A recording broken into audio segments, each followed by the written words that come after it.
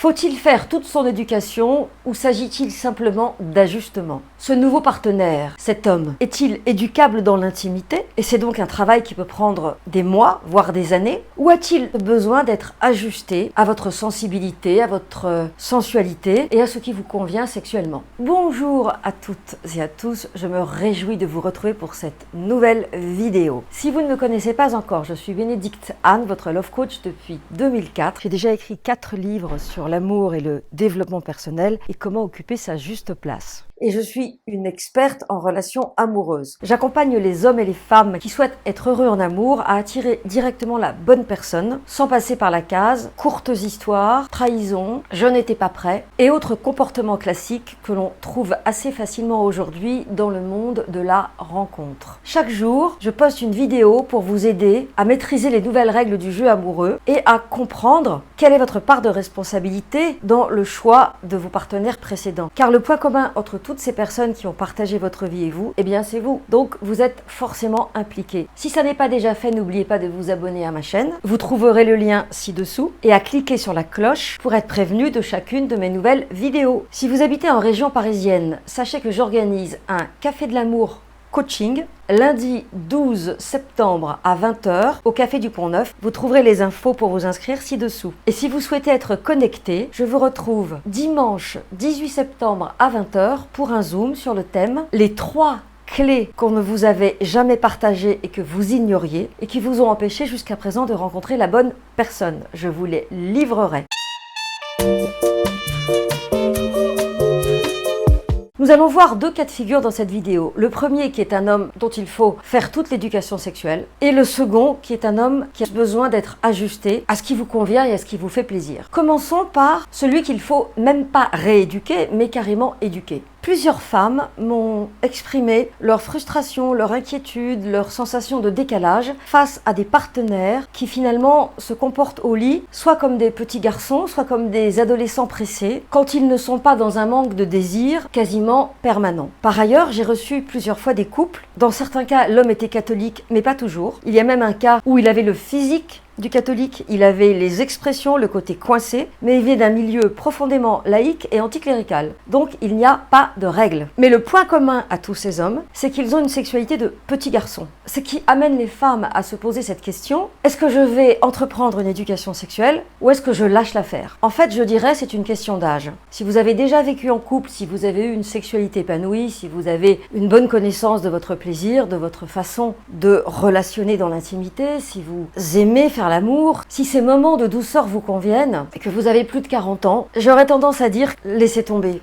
Parce que vous n'allez pas apprendre à un adolescent de 40 ans des années de pratique intime, de comment je m'endors avec toi, comment je me réveille avec toi et comment on organise le quotidien ensemble. Et en même temps, si cet homme a des qualités de fidélité, s'il est fiable, s'il est intéressant, s'il est drôle, si vous pouvez compter sur lui, s'il a envie de construire avec vous, et que cette éducation ne vous pèse pas, soit parce que vous êtes une femme initiatrice, inspirante, soit parce que vous êtes une femme dominatrice et que ça vous convient, soit parce que vous considérez que l'un dans l'autre, avec tous les abrutis que vous avez croisés récemment, celui-ci possède les valeurs essentielles. Donc finalement, le seul critère qui va vous permettre de savoir si vous avez envie de vous lancer dans Mrs. Robinson, vous savez, Mrs. Robinson, c'est la chanson du film Le Lauréat, et c'est un jeune homme qui est en fac, qui doit avoir entre 18 et 21 ans, et il est éduqué par une femme mûre, elle a 40 ans. C'est le symbole de l'éducation sexuelle des jeunes gens par des femmes mûres qui deviendront après des amants experts. Techniquement, ce qui fait la différence entre les femmes qui se livrent à une éducation et les autres, c'est leur implication émotionnelle. En gros, si elles sont amoureuses, si elles ont de la tendresse, si ses maladresses la touchent, alors elle va pouvoir l'éduquer. Et lui n'attendra que ça et ça se passera sans doute très bien. Ce qu'il faudrait juste éviter, c'est que ce soit une relation de guérison et que cet homme, une fois éduqué, se barre avec quelqu'un de plus jeune pour rattraper à l'arrache le train de la vie qu'il avait laissé passer. Et donc s'il a 40 ans et vous aussi,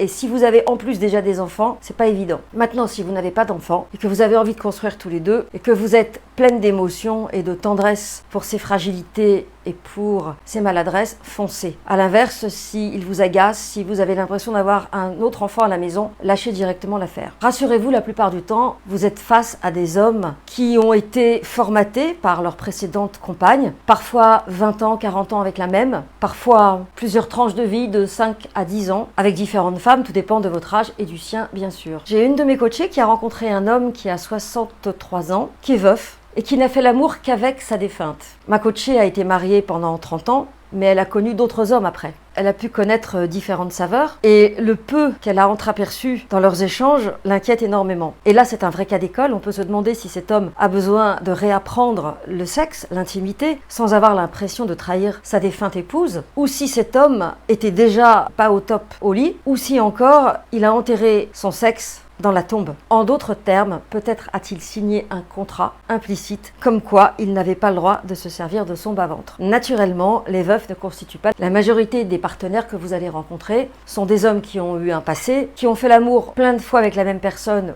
ou peu de fois avec des personnes différentes, et en général, ils ont l'expérience qui correspond à un mélange de ces deux situations. J'ai déjà traité cette question par rapport à une sexualité très cru, très acteur porno. J'ai fait une vidéo sur le sujet, donc je vous invite à y aller. Je vais plutôt parler de ces hommes qui ont été formatés par leur ex et qui ont l'impression que toutes les femmes sont comme leur ex parce que ça a duré tellement longtemps que pour eux, c'est devenu une norme. Alors si madame aimait les cunis, vous allez être gâté, mais si madame détestait les cunis, vous allez être frustré. Si madame refusait la fellation et que vous n'aimez pas ça, ça tombe plutôt bien, mais si madame la refusait et que lui aime ça, il n'aura de cesse que d'être sûr que cette fois-ci, il y aura droit. Et tout ça, ce ne sont pas des exigences ou des comportements machistes ou même dominants ou pervers, ce sont juste des hommes qui ont oublié la saveur des autres et qui n'ont en tête que la saveur de leur ex. Et c'est à mon avis la majorité des hommes que vous allez rencontrer, parce que la plupart du temps, on rencontre en miroir, donc si vous avez déjà une vie, un passé,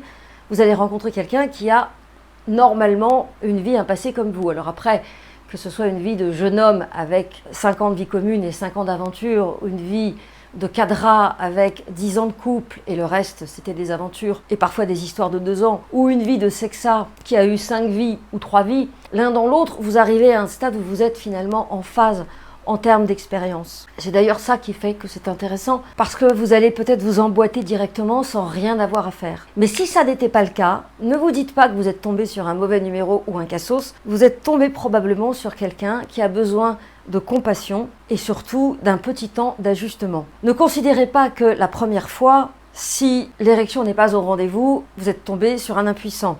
Allez voir ma vidéo sur le sujet. Je dirais même que si vous tombez sur quelqu'un qui a des difficultés au début, c'est plutôt bon signe. Ça veut dire qu'il ne fait pas l'amour de façon mécanique, comme un acteur porno. Ça veut probablement dire qu'il est ému, c'est une bonne nouvelle. En synthèse, mesurez le nombre d'efforts qu'il vous sera demandé de faire pour amener l'autre à vibrer sur le même rythme sensuel que vous, et voyez si vous avez l'énergie de vous lancer dans cette entreprise. Ensuite, si vous tombez sur quelqu'un qui a d'autres habitudes que les vôtres, voyez si vous êtes compatible ou pas. Et je vous invite aussi à regarder la thématique sur êtes-vous plutôt sensuel ou sexuel, parce que là, ce sont des choses auxquelles on ne peut pas toucher. On est comme ça et on ne changera pas. Si vous êtes naturellement quelqu'un de sensuel ou naturellement quelqu'un de sexuel, vous allez pouvoir vous ajuster, vous adapter, mais ce n'est pas votre vraie nature. Alors quand vous voyez que ça commence à pas très bien marcher au début, n'attendez pas 10 ans, n'attendez pas 3 ans, n'attendez pas 1 an, attendez entre 2 et 3 mois max. Je vous invite déjà à communiquer, à parler et à voir un petit peu